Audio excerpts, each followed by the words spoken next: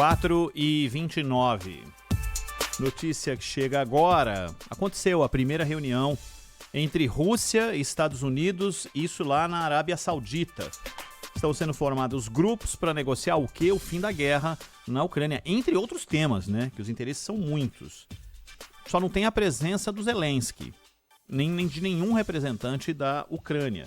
O anúncio de Washington ocorreu dessa negociação após a reunião com autoridades americanas e russas lá na Arábia Saudita, que teve a Ucrânia, claro, entre os temas. O secretário de Estado, Marco Rubio, o ministro russo das Relações Exteriores, o Sergei Lavrov, concordaram em nomear equipes de alto nível para começar o mais rápido possível a trabalhar por um acordo que encerre o conflito.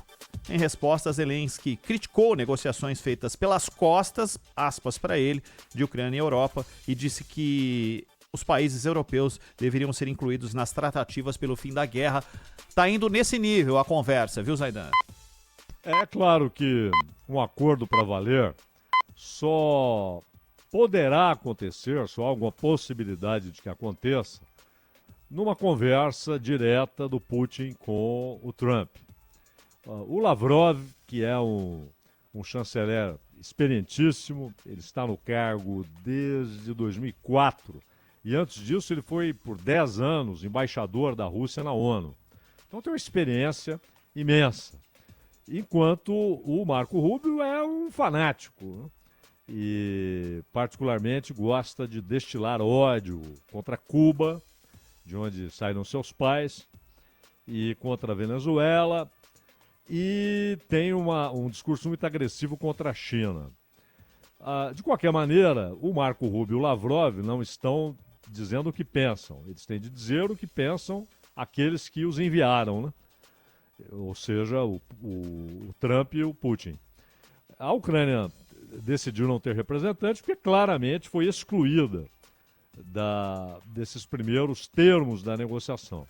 E a Europa se aproveitou disso para falar em iniciativa europeia. A iniciativa europeia, basicamente, e isso foi inclusive incentivado publicamente pelo Zelensky, é a formação de uma força armada europeia, exclusivamente europeia. E bastou isso ser discutido, Ronald, houve uma subida formidável do preço das ações da indústria de armas, né? E esses caras, vale notar, eles não são passivos na história. Eles movimentam centenas de bilhões por ano. Então eles têm força política, muita força política.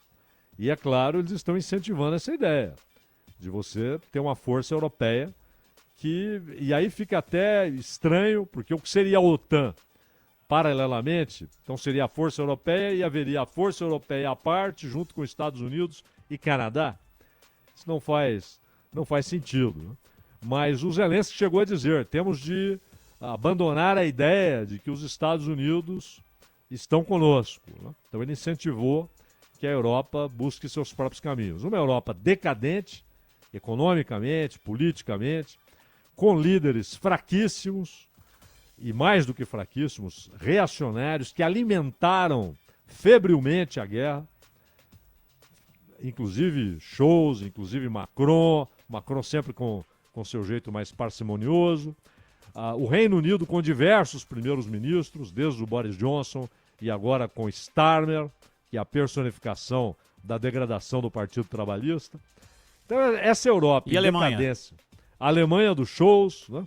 Ou seja, essa Europa em decadência em todos os aspectos, ela tenta ganhar alguma relevância. E ela quer, é incrível isso fica claro, quando as discussões ficam acaloradas, em que não ficam buscando expressões hipócritas, diplomáticas. Claramente eles querem a continuidade da guerra e incentivam, inclusive, a ideia do envio de forças europeias, né? Agora, sem os Estados Unidos, a Europa não tem a menor capacidade militar de defender-se, por exemplo, no embate com a Rússia. Então a posição do Trump é determinante. Mas o próprio governo dos Estados Unidos tem dito que não, que a Ucrânia será ouvida, etc. E a Rússia está avisando que não haverá negociação com base em entrega de terra. Isso não apenas em relação a Donetsk, em relação a a Lugansk, em relação ao Donbass, mas também, claro, em relação a Crimeia, isso é indiscutível, e também em relação a Kursk, porque o Zelensky chegou a cogitar a possibilidade de abrir mão de tudo aquilo que está sob controle russo, e Kursk passaria a ficar sob controle de Kiev. E a Rússia está dizendo que não aceita isso. Então não bastará boa vontade. Ou haverá uma derrota clara, notória de um dos lados, ou então eles terão de se esforçar muito para chegar a um acordo aceitável para os dois. É muito difícil encontrar termos que sejam aceitáveis para os dois a essa altura do confronto e do conflito, Ronald.